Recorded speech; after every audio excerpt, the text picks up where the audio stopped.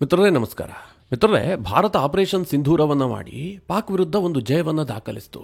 ಕೇವಲ 4 ದಿನದ ಯುದ್ಧ ಆದರೂ ಕೂಡ ಪಾಕಿಸ್ತಾನಕ್ಕೆ ಏನು ಪಾಠ ಕಲಿಸಬೇಕಿತ್ತೋ ಅದನ್ನು ಚೆನ್ನಾಗಿ ಕಲಿಸಿದೆ. ಆದರೆ ಮಿತ್ರರೇ, ಭಾರತಕ್ಕೂ ಕೂಡ ಈ ಯುದ್ಧದಿಂದ ಕೆಲವೊಂದಷ್ಟು ಪಾಠ ಕಲಿಬೇಕಾದಂತಹ ಸನ್ನಿವೇಶ ಬಂದೊದಗಿದೆ. ಭಾರತ ಪಾಠ ಕಲಿಬೇಕಾಗಿರೋದು ಯುದ್ಧದ ತಂತ್ರಗಾರಿಕೆಯಲ್ಲ. ನಾವು ಹೇಗೆ ಯುದ್ಧ ಮಾಡಬೇಕು, ಯಾವ ಅಸ್ತ್ರವನ್ನು ಬಳಸಬೇಕು, ಪಾಕಿಸ್ತಾನದ ವಿರುದ್ಧ ಇಂತಹ ಅಸ್ತ್ರವನ್ನು ಬಳಸಬೇಕಾ, ಇದು ಯಾವುದರ ಬಗ್ಗೆಯೂ ಭಾರತಕ್ಕೆ ಯಾವುದೇ ಪಾಠ ಕಲಿಬೇಕಾದಂತಹ ಅನಿವಾರ್ಯತೆ ಇಲ್ಲ.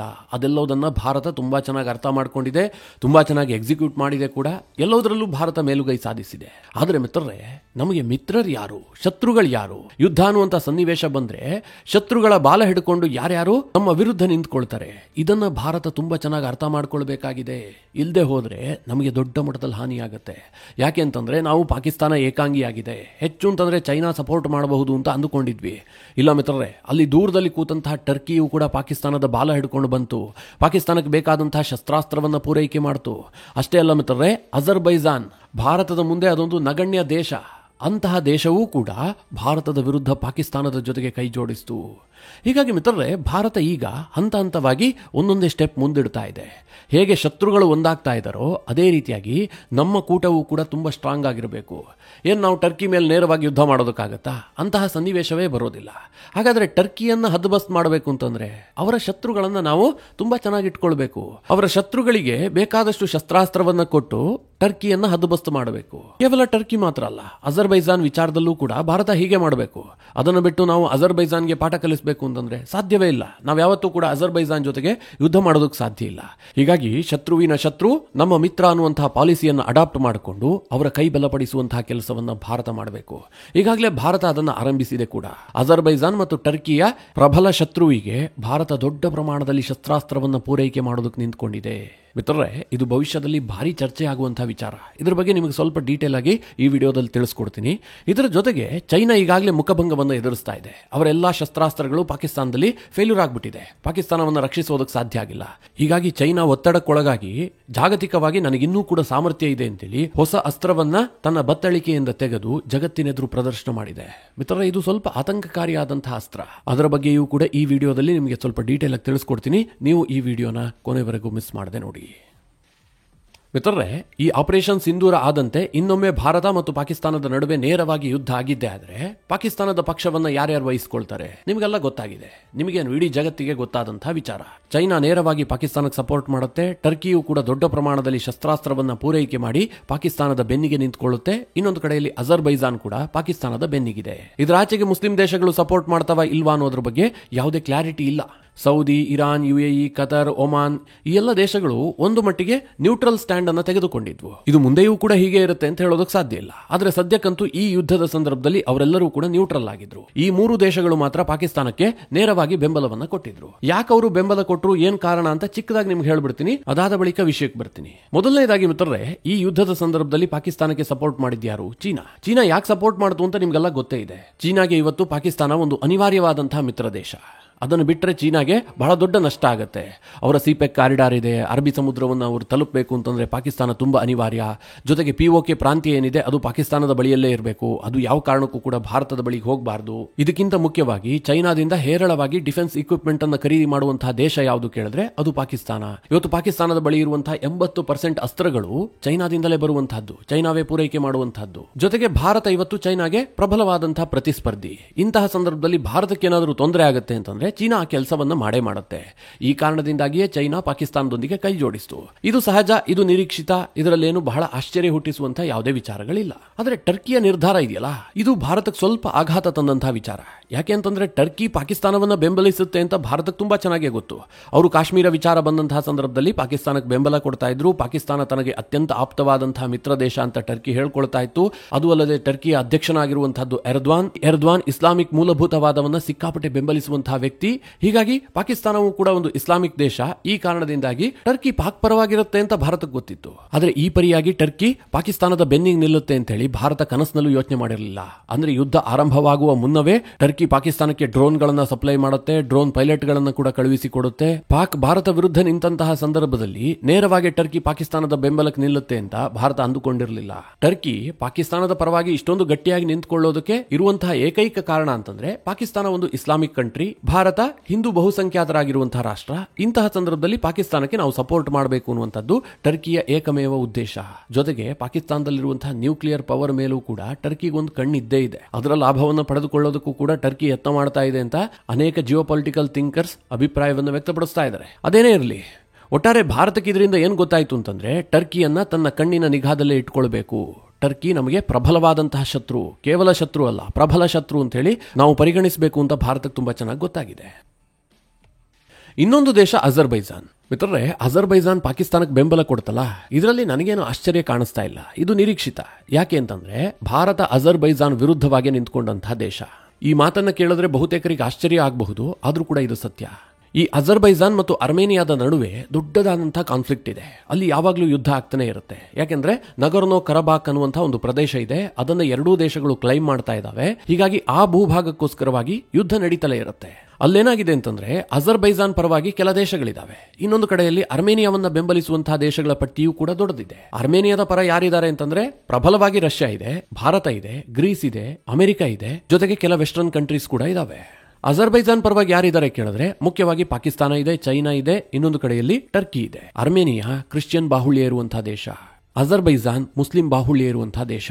ಮಿತ್ರರೇ, ಈ ಅಜರ್ಬೈಜಾನ್ ಮತ್ತು ಅರ್ಮೇನಿಯಾದ ನಡುವೆ ಈ ಹಿಂದೆ ಯುದ್ಧ ಆಗ್ತಿರುವಂತಹ ಸಂದರ್ಭದಲ್ಲಿ ಅರ್ಮೇನಿಯಾಗೆ ಶಸ್ತ್ರಾಸ್ತ್ರವನ್ನು ಪೂರೈಕೆ ಮಾಡ್ತಾ ಇದ್ದಿದ್ದು ರಷ್ಯಾ. ಆದರೆ ಯಾವಾಗ ಉಕ್ರೇನ್ ವಿರುದ್ಧ ರಷ್ಯಾ ಯುದ್ಧವನ್ನು ಆರಂಭಿಸ್ತೋ ಆ ಪ್ರಮಾಣದಲ್ಲಿ ಶಸ್ತ್ರಾಸ್ತ್ರವನ್ನು ಅರ್ಮೇನಿಯಾಗೆ ಕಳುಹಿಸೋದಕ್ಕೆ ಸಾಧ್ಯ ಆಗಿಲ್ಲ. ಅಂತಹ ಸಂದರ್ಭದಲ್ಲಿ ಅರ್ಮೇನಿಯಾಗೆ ಶಸ್ತ್ರಾಸ್ತ್ರವನ್ನು ಪೂರೈಕೆ ಮಾಡೋದಕ್ಕೆ ನಿಂತುಕೊಂಡಿದ್ದು ಭಾರತ. ಹೀಗಾಗಿ ಅಜರ್ಬೈಜಾನ್ ಭಾರತವನ್ನ ಮೊದಲಿನಿಂದಲೂ ವಿರೋಧಿಸ್ತಾ ಇತ್ತು.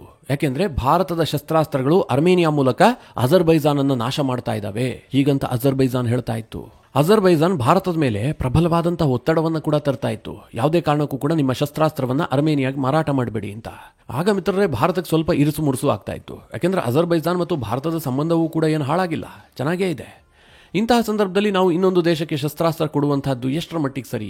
ನೈತಿಕವಾಗಿ ಭಾರತವನ್ನ ಈ ಪ್ರಶ್ನೆ ಕಾಡ್ತಾ ಇರ್ತಿತ್ತು. ಆದ್ರೆ ಈಗ ಭಾರತಕ್ಕೆ ಅಂತಹ ಯಾವುದೇ ಪ್ರಶ್ನೆ ಕಾಡೋದಿಲ್ಲ. ಬದಲಾಗಿ ಭಾರತ ನೇರವಾಗಿ ಅರ್ಮೇನಿಯಾಗೆ ಶಸ್ತ್ರಾಸ್ತ್ರವನ್ನು ಪೂರೈಕೆ ಮಾಡೋದಕ್ಕೆ ನಿಂತ್ಕೊಂಡ್ಬಿಟ್ಟಿದೆ. ಆಪರೇಷನ್ ಸಿಂಧೂರ ಮುಕ್ತಾಯ ಆಗ್ತಿದ್ದ ಹಾಗೆ ಭಾರತ ಅರ್ಮೇನಿಯಾಗೆ ಪ್ರಮುಖವಾದಂತಹ 3 ಶಸ್ತ್ರಾಸ್ತ್ರವನ್ನ ಪೂರೈಕೆ ಮಾಡಿದೆ. ಅದರಲ್ಲಿ ನಂಬರ್ 1 ಯಾವುದು ಕೇಳಿದ್ರೆ ಆಕಾಶ್ ಮಿಸೈಲ್ ಡಿಫೆನ್ಸ್ ಸಿಸ್ಟಮ್. ಈಗಾಗಲೇ ಒಂದು ಬ್ಯಾಚ್ ಅನ್ನ ಭಾರತ ಈ ಹಿಂದೆಯೇ ಪೂರೈಕೆ ಮಾಡಿತ್ತು. ಈಗ 2ನೇ ಬ್ಯಾಚ್ ಕೂಡ ಭಾರತ ಸಪ್ಲೈ ಮಾಡಿದೆ. 2ನೇದಾಗಿ howitzer ಗನ್ಗಳು, 3ನೇದಾಗಿ Pinaka rocket launcher system. ಇದನ್ನು ಕೂಡ ಭಾರತ ಅರ್ಮೇನಿಯಾಗೆ ಪೂರೈಕೆ ಮಾಡಿದೆ. ಮಿತ್ರರೇ, ಇಲ್ಲಿ ಒಂದೇ ಕಲ್ನಲ್ಲಿ 2 ಹಕ್ಕಿ ಹೊಡೆಯುವಂತಹ ಪ್ರಯತ್ನವನ್ನ ಭಾರತ ಮಾಡ್ತಾ ಇದೆ. ಅರ್ಮೇನಿಯಾಗೆ ಹೆಚ್ಚಿನ ಶಸ್ತ್ರಾಸ್ತ್ರವನ್ನು ಪೂರೈಕೆ ಮಾಡಿದ್ರೆ ಸಹಜವಾಗಿ ಅಜರ್ಬೈಜಾನ್ ಒತ್ತಡಕ್ಕೊಳಗಾಗುತ್ತೆ. ಇನ್ನೊಂದು ಕಡೆಯಲ್ಲಿ ಟರ್ಕಿಗೂ ಕೂಡ ಇದು ಆತಂಕವನ್ನು ತರುತ್ತೆ. ಭಾರತ ಟರ್ಕಿಯನ್ನು ಹಣಿಯೋದಕ್ಕೆ ತನ್ನ ಬತ್ತಳಿಕೆಯಲ್ಲಿ ಅನೇಕ ಅಸ್ತ್ರಗಳನ್ನು ಇಟ್ಕೊಂಡಿದೆ. ನಂಬರ್ 1 ಈ ಅರ್ಮೇನಿಯಾ ಆದ್ರೆ 2ನೇದಾಗಿ ಸೈಪರಸ್ ಕೂಡ ಭಾರತದ ಅಸ್ತ್ರ. ಸೈಪರಸ್ ದ್ವೀಪದ ವಿಚಾರವಾಗಿಯೂ ಕೂಡ ಟರ್ಕಿ ಬಹಳ ಕನ್ಸರ್ನ್ ಹೊಂದಿದೆ. ಆ ಸೈಪರಸ್ ವಿಚಾರದಲ್ಲೂ ಕೂಡ ಭಾರತ ಆಗಾಗ ಗೇಮ್ ಪ್ಲೇ ಮಾಡ್ತಾ ಇರುತ್ತೆ. ಹೀಗೆ ಮಿತ್ರರೇ, ಪಾಕಿಸ್ತಾನದ ಪರವಾಗಿ ಟರ್ಕಿ ಮತ್ತು ಅಜರ್ಬೈಜಾನ್ ಬಂದಿರುವಂತಹದ್ದು ಜಿಯೋಪೊಲಿಟಿಕಲಿ ಸಾಕಷ್ಟು ಬದಲಾವಣೆಗಳಿಗೆ ಕಾರಣ ಆಗುತ್ತೆ. ಮುಂಬರುವ ದಿನಗಳಲ್ಲಿ ಇದು ಪ್ರಬಲವಾದಂತಹ ಒಂದು ಕೂಟದ ಫಾರ್ಮೇಷನ್ಗೂ ಕೂಡ ಕಾರಣ ಆದ್ರೇನು ಆಶ್ಚರ್ಯ ಪಡಬೇಕಾಗಿಲ್ಲ. ಇನ್ನು ಈ ಚೀನಾದ ವಿಚಾರಕ್ಕೆ ಬರೋದಾದ್ರೆ, ಚೀನಾದ ಶಸ್ತ್ರಾಸ್ತ್ರಗಳಿಗೆ ಭಾರಿ ಅವಮಾನ ಆಗಿದೆ. ಯಾಕೆಂದ್ರೆ ಪಾಕಿಸ್ತಾನ ಬಳಸಿದಂತಹ ಎಲ್ಲಾ ಚೀನಾದ ಶಸ್ತ್ರಾಸ್ತ್ರಗಳು ಭಾರತದ ಮುಂದೆ ಮಂಡಿ ಊರಿದಾವೆ. ಅದು HQ-9 ಏರ್ ಡಿಫೆನ್ಸ್ ಸಿಸ್ಟಮ್ ಇರಬಹುದು, JF-17 ಥಂಡರ್ ಇರಬಹುದು, ಅಥವಾ J-10 ಇರಬಹುದು, ಇಲ್ಲ PL-15 ಮಿಸೈಲ್ ಇರಬಹುದು. ಇದು ಯಾವ ಅಸ್ತ್ರವೂ ಕೂಡ ಭಾರತಕ್ಕೆ ಸಣ್ಣ ಹಾನಿ ಮಾಡೋದಕ್ಕೂ ಕೂಡ ಸಾಧ್ಯ ಆಗಿಲ್ಲ.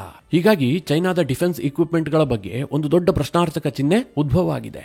ಇಂತಹ ಸಂದರ್ಭದಲ್ಲಿ ಚೈನಾ ಇಡೀ ಜಗತ್ತಿಗೆ ಒಂದು ಸಂದೇಶ ಕೊಡುವಂತಹ ಕೆಲಸ ಮಾಡಿದೆ. ಅದೇನು ಕೇಳಿದ್ರೆ, ನನ್ನ ಬಳಿಯಲ್ಲಿ ಅತ್ಯಾಧುನಿಕವಾದಂತಹ ಟೆಕ್ನಾಲಜೀಸ್ ಇದೆ. ಕೇವಲ ಪಾಕಿಸ್ತಾನದಲ್ಲಿ ನಮ್ಮ ಶಸ್ತ್ರಾಸ್ತ್ರಗಳು ಫೇಲ್ಯೂರ್ ಆದ ಮಾತ್ರಕ್ಕೆ ನಮ್ಮ ಡಿಫೆನ್ಸ್ ಟೆಕ್ನಾಲಜಿಗೆ ಏನೂ ಕೊರತೆ ಇಲ್ಲ. ಹೀಗಂತ ಜಗತ್ತಿಗೆ ಚೀನಾ ಒಂದು ಹೊಸ ಸಂದೇಶವನ್ನು ಕೊಡುವಂತಹ ಯತ್ನ ಮಾಡಿದೆ. ಅದು ಯಾವುದರ ಮೂಲಕ ಅಂತಂದ್ರೆ ಚೈನಾದ ಡ್ರೋನ್ ಮದರ್ಶಿಪ್ ಮೂಲಕ. ಮಿತ್ರರೇ, ಈ ಡ್ರೋನ್ ಮದರ್ಶಿಪ್ ಅಂತ ಹೆಸರು ಕೇಳಿದ್ರೆ ನಿಮಗೆ ಸ್ವಲ್ಪ ಆಶ್ಚರ್ಯ ಆಗಬಹುದು. ಏನಿದು ಡ್ರೋನ್ ಮದರ್ಶಿಪ್? ಶಿಪ್ಗೂ ಡ್ರೋನ್ಗೂ ಏನ್ ಸಂಬಂಧ? ಸದ್ಯ ಇಡೀ ವಿಶ್ವದಲ್ಲಿ ಯುದ್ಧ ತಂತ್ರ ಬದಲಾಗಿದೆ. ಇವತ್ತು ಯುದ್ಧದಲ್ಲಿ ಫೈಟರ್ ಜೆಟ್ಗಳು ಅಥವಾ ಬೇರೆ ಬೇರೆ ಡಿಫೆನ್ಸ್ ಇಕ್ವಿಪ್ಮೆಂಟ್ಗಳನ್ನು ಬಳಸೋದಕ್ಕಿಂತ ಹೆಚ್ಚಾಗಿ ಡ್ರೋನ್ಗಳು ಬಹಳ ನಿರ್ಣಾಯಕ ಪಾತ್ರವನ್ನು ವಹಿಸ್ತವೆ. ಹೀಗಾಗಿ ಚೈನಾ ಏನ್ ಮಾಡಿದೆ ಅಂತಂದ್ರೆ ಒಂದು ಡ್ರೋನ್ ಮದರ್ಶಿಪ್ ಅನ್ನು ತಯಾರು ಮಾಡಿದೆ.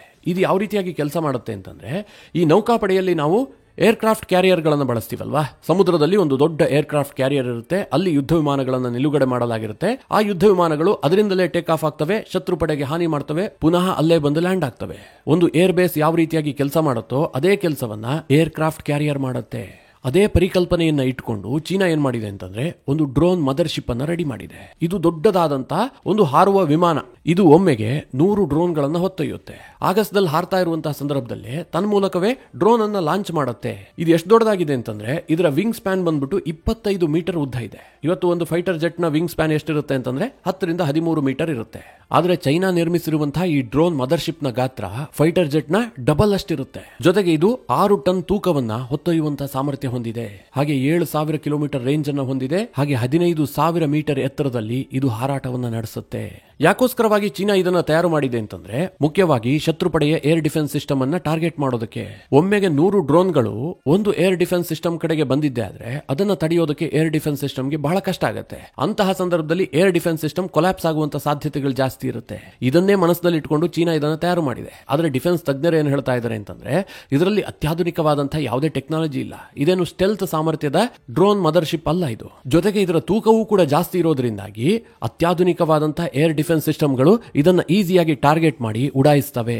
ಚೈನಾ ಇದರಿಂದ ಬಹಳ ದೊಡ್ಡದೇನು ಸಾಧಿಸೋದಕ್ಕೆ ಸಾಧ್ಯ ಇಲ್ಲ ಅಂತ ಹೇಳಿ ಡಿಫೆನ್ಸ್ ತಜ್ಞರು ಹೇಳ್ತಾ ಇದ್ದಾರೆ. ಒಟ್ನಲ್ಲಿ ನನ್ನ ವೈಯಕ್ತಿಕ ಅಭಿಪ್ರಾಯ ಏನು ಕೇಳಿದ್ರೆ ಈ ಆಪರೇಷನ್ ಸಿಂಧೂರ ಆದ ಬಳಿಕ ದಕ್ಷಿಣ ಏಷ್ಯಾ ಮತ್ತು ಮಿಡಲ್ ಈಸ್ಟ್ ನಲ್ಲಿ ದೊಡ್ಡ ಪ್ರಮಾಣದಲ್ಲಿ ಶಸ್ತ್ರಾಸ್ತ್ರ ಪೈಪೋಟಿ ನಡೀಬಹುದು.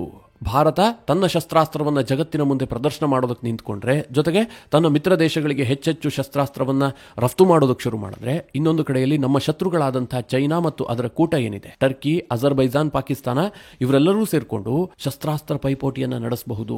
ಇದು ಮುಂದಿನ ದಿನಗಳಲ್ಲಿ ಒಂದು ದೊಡ್ಡ ಕಾನ್ಫ್ಲಿಕ್ಟ್ಗೆ ಕಾರಣ ಆದರೂ ಕೂಡ ಏನು ಆಶ್ಚರ್ಯ ಇಲ್ಲ. ಮಿತ್ರರೇ, ಈ ಬಗ್ಗೆ ನಿಮ್ಮ ಅನಿಸಿಕೆ ಅಭಿಪ್ರಾಯವನ್ನು ಕಮೆಂಟ್ ಮಾಡುವ ಮೂಲಕ ನಮಗೆ ತಿಳಿಸಿ. ಹಾಗೆ ನಿಮಗೆ ಈ ವಿಡಿಯೋ ಇಷ್ಟವಾದರೆ ಲೈಕ್ ಮಾಡಿ. ಜೊತೆಗೆ ನೀವಿನ್ನೂ ನಿಮ್ಮ ನೆಚ್ಚಿನ ಸಂಸ್ಕಾರ ಸೌರಭ ಯೂಟ್ಯೂಬ್ ಚಾನಲ್ನ ಸಬ್ಸ್ಕ್ರೈಬ್ ಮಾಡಿಲ್ಲ ಅಂತಾದರೆ ಈ ಕೂಡಲೇ ಸಬ್ಸ್ಕ್ರೈಬ್ ಮಾಡಿ ಮುಂದಿನ ಎಲ್ಲ ಅಪ್ಡೇಟ್ಗಳ ನೋಟಿಫಿಕೇಶನ್ಗಾಗಿ